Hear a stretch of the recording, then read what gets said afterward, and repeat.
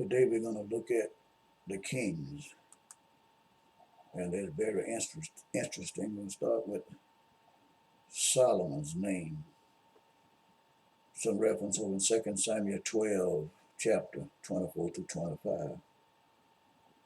And David comforted Bathsheba, his wife, and went into her, and lay with her, and bare a son, and he called his name Solomon, and the Lord loved him.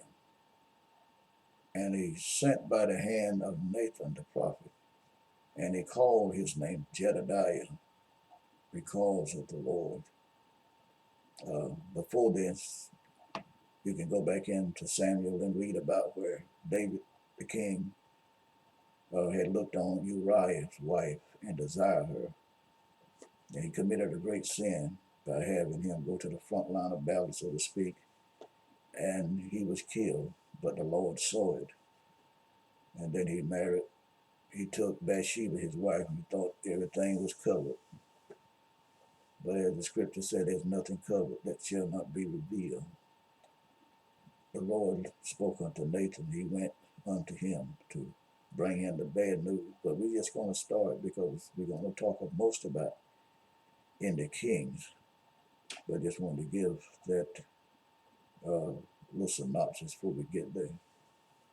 In 1 Kings, we want to do an introduction to Kings all the way through.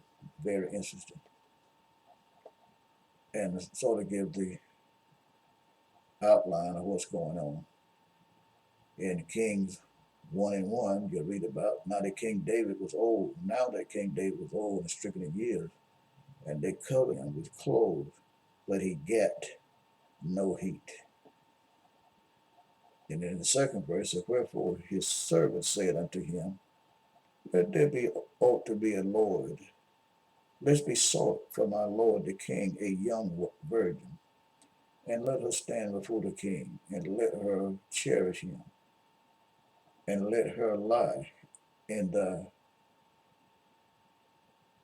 let them lie in thy bosom, that my Lord the King may get heat. And we see here. Then also in 1 Kings 2 and 1 says, and the days of David drew nigh, that he should die.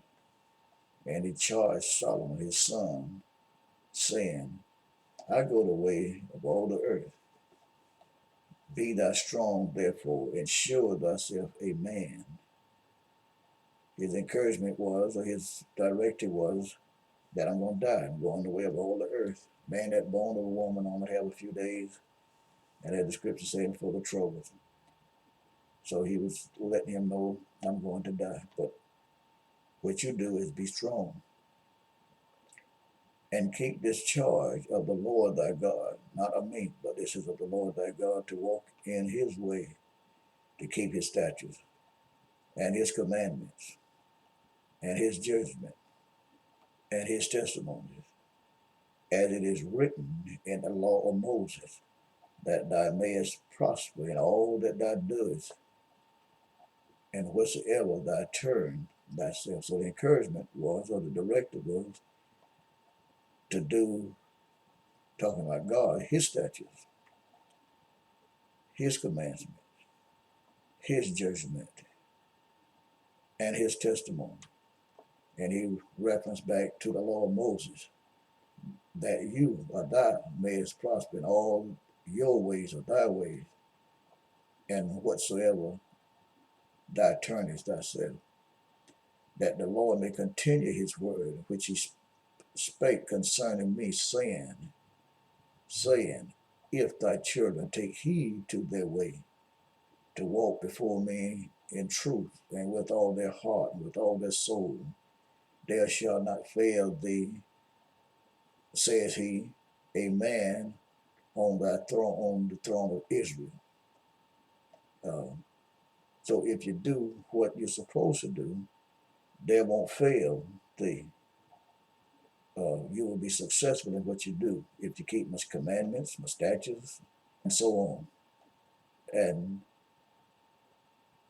do what I have referenced to, I want you to do. In Deuteronomy 12:29-13 say, keep therefore the words of the covenant and do them, that you may prosper in all that you do. Ye stand ye this day, all of you, before the Lord your God, your captains of your tribes, your elders, your officers, and with all the men of Israel.